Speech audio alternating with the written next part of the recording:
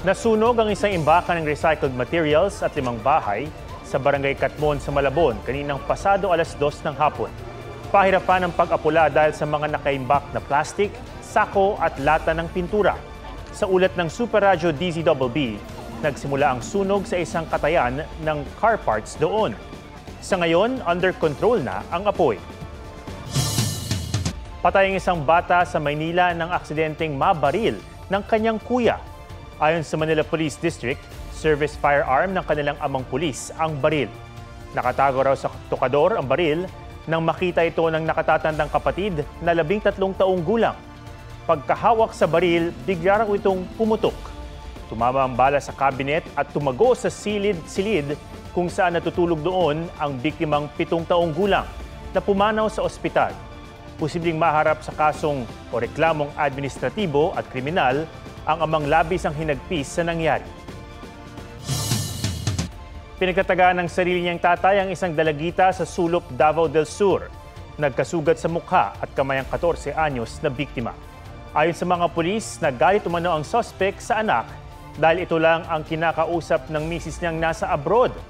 Agad na aresto ang tatay. Ginagamot sa ospital ang biktima. Wala raw plano si Vice President Sara Duterte na umalis sa Kamara kung saan nakadetain ang kanyang Chief of Staff. May report si Ian Cruz. Kagabi pa nasa House of Representatives si Vice President Sara Duterte. Dinalaw niya sa detention facility ng Kamara ang Chief of Staff niyang si Attorney Zuleika Lopez na pinakontempt dahil sa sulat nito sa Commission on Audit na wag sundin ang subpina ng Kamara na nagpapasumite ng mga audit report ng COA kaugnay sa investigasyon sa confidential funds ng OVP at DepEd. Pagkabalik kay Lopez sa detention facility, dumiretso si VP Sara sa opisina ng kapatid na si Representative Paulo Duterte. Bandang alas 11:30 kagabi, hinarap ng House Sergeant at Arms ang protocol at security ng bise. If they could possibly already leave the premises, as there's always a practice during long weekends that we turn off power in all our buildings. Pero hindi umalis ang bise. Sabi ni Representative Joel Chua, chair ng House Committee on Good Government and Public Accountability, hiniling ni Duterte na payagan siyang samahan si Lopez sa kanyang detention hanggang November 25. Hindi yan pinayagan ng komite, kundi ang kanya lang pagdalaw. Unang-una, hindi naman po siya part ng naikukulong. Pwede naman mong dumalaw bukas. Huwag na lang mag-stay dito sa gabi. Kailangan doblehin natin yung security dahil pangalawang pangulo nga po ito. Tinanggihan din ng komite ang hiling ni Representative Pulong Duterte na ilipat sa kanyang tanggapan si Lopez. Pinuna rin ng komite ang pag-isnab ni VP Sara sa kanilang mga hearing. Lack of respect in the institution. Nakikita naman po natin na parang kung kailan lang niya gusto, kung ano lang ang gusto niya, yun lang ang gagawin niya. Sa press conference ngayong gabi, ininahila ni VP Sara si House Speaker Martin Romualdez at mga miyembro ng komite kung bakit ayaw niyang dumalo sa mga pagdinig. Why would I answer to a speaker implicated in a bribery case on record in a court case? Why would I answer to a member hanggang ngayon, hindi ko alam bakit member pa ito ng House of Representatives, convicted of child abuse, taking IP children doon sa amin sa Davao City, dadalhin sa Manila. Diba? Why would I answer to a member of the House of Representatives na merong utang sa aking husband ng 9 million dahil sa isang case? So why would I answer to them? Why would I answer to a member of the House of Representatives na ang tatay niya mismo, na may screen cap ako, nagsasorry sa ginagawa ng anak niya? Dagdag ng bise, balak niya raw samahan sa detention si Lopez at iba pang staff ng OVP na ipapaaresto ng Kamara hanggang paglipas ng bagong taon. Nagpabili na ako kanila ng tali kasi dito na lang ako maglalaba. And then dito ko na lang din i-dry yung clothes ko. Medyo madami naman akong t-shirt na nadala. Hindi raw siya security problem dahil may sarili naman siyang security.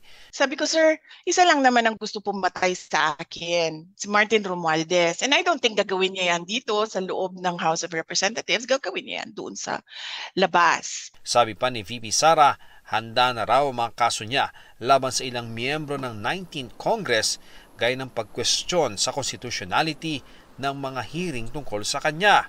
Pero di pa raw siya fully committed na iakyat ito ngayon sa Korte Suprema. Ian Cruz nagbabalita para sa GMA Integrated News. Pinili sa Senate version ng 2025 budget ng DSWD ang pondo para sa AKAP program. Pwede raw kasing pag-isahin na lamang ito at ang isa pang programa ng DSWD. Inalmahan niya ni House Speaker Martin Romualdez na iginiit na maraming minimum wage earner ang umaasa sa program. May report si Sandra Aguinaldo. Ngayong taon sinimulan ang pagpapatupad ng AKAP o Ayuda para sa Kapos ang Kita Program. Layo nitong mabigyan ng tulong pinansyal ang mga minimum wage earner na kumikita ng 21,000 or less kada buwan laban sa epekto ng inflation. Ang pondo para sa AKAP para sa susunod na taon tinanggal sa Senate version. Are you saying there's no AKAP in the Senate version? Yes, I deleted it entirely. How much did you delete, Mr. President, Madam Chair?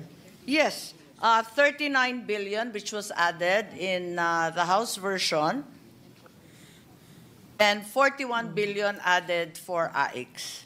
Paliwanag ni Senador Amy Marcos, ang sponsor ng DSWD budget, pwede kasing pag-isahin na lang ang AKAP at ang AIX o Assistance to Individuals in Crisis Situation. Segunda pa ng ilang senador, wala rin ito sa proposed 2024 budget ng DSWD at wala rin sa ipinasang bersyon ng budget sa Kamara at Senado. Bigla na lang daw itong sumulpot sa bersyon ng Bicameral Conference Committee. Di rin daw ito napupunta sa pinakamahihirap na Pilipino. We don't have problems with the program in itself, pero we wanted to make sure na it's clearer this time. Parang hindi siya nakatutok doon sa mga poorest of the poor sector of our society. Pero di sang-ayon si House Speaker Martin Romualdez na isa sa mga nagsulong ng AKAP. Yung ibang mga sa Senado, ay hindi yata nakakaintindi yata kasi hindi yata sila bumababa masyado eh. Marami raw ang nangangailangan ng pondo ng AKAP at handa rin daw itong ipaglaban ng Kamara. Tayo, tatanggalin ba natin yung AKAP? O, ano sabihin natin sa mga senador? Tatanggalin ba natin? Utos ni Romualdez sa House Appropriations Committee sikaping maibalik ang AKAP kapag tinalakay na ang national budget sa Bicameral Conference Committee. Sandra Aguinaldo nagbabalita para sa GMA Integrated News. Ililibing na nga na aksidente pa.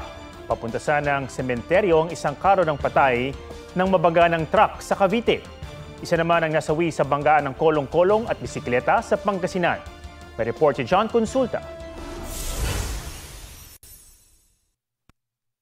Biglang kumabig ang kolong-kolong na yan sa Calasiao, Pangasinan. Napunta ito sa gilid ng highway hanggang bumangga sa isang nagbibisikleta. Tumaob at nagpagulong-gulong ang kolong-kolong. Patay ang misis ng driver nito. Magbebenta sana ng tuyo ang mag-asawa sa Calasiao. Pero habang nasa biyahe, may iniwasan daw silang tumawid na dalagita.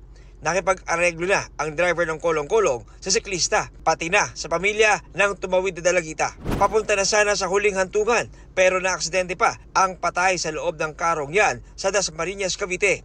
Sinalpok kasi ng truck ang karo habang papuntang sementeryo. Wasak ang karo at pati ang kabaong.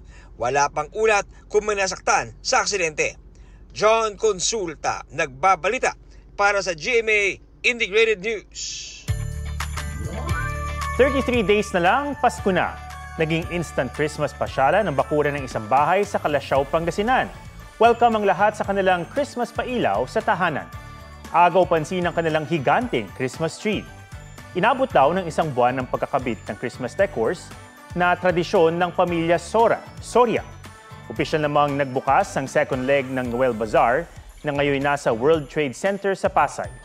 Inabangan ng celebrity ukay-ukay ng GMA Kapuso Foundation, katuwangang Cut Unlimited Incorporated. Ang kikitain ay mapupunta sa kanilang beneficiaries. Certified at official na, highest-grossing Filipino movie of all time, ang Hello, Love Again ni Alden Richards at Catherine Bernardo. Umabot ng 930 million pesos ang kinita nito sa worldwide box office sa loob lang ng 10 araw. Nalampasan nito ang pelikulang Rewind ni Marian Rivera at Dingdong Dantes. Showing pa rin ang Hello, Love Again sa mahigit 1,000 cinemas worldwide. May bagong parody si Michael V na ipalalabas this weekend. Nag-instant reunion naman ng K-pop group na Big Bang sa new single ni G-Dragon. May report si Aubrey Carampel. Reunited sa Home Sweet Home ni G-Dragon ang mga kapwa niya Big Bang na sina Taeyang at Daesung. Pag-alala raw ito sa kanilang golden days at enduring bond as a group. Yearning for affirmation naman ang peg ng bagong single ni Blackpink Rosé, ang #1 girl na trending with more than 3 million views sa YouTube. May bagong parody si Kapuso comedy genius Michael V, ang single na Hilaw by Yaki, nahalaw sa dilaw ni Maki. Mismong si Maki excited daw sa kalalabasan ng parody na mapapanood sa second part ng 29th anniversary special ng Bubble Gang this weekend. Aubrey Carampel, nagbabalita para sa GMA Integrated News. Huwag magpahuli sa mga balitang dapat niyong malaman. Mag-subscribe na sa GMA Integrated News sa YouTube.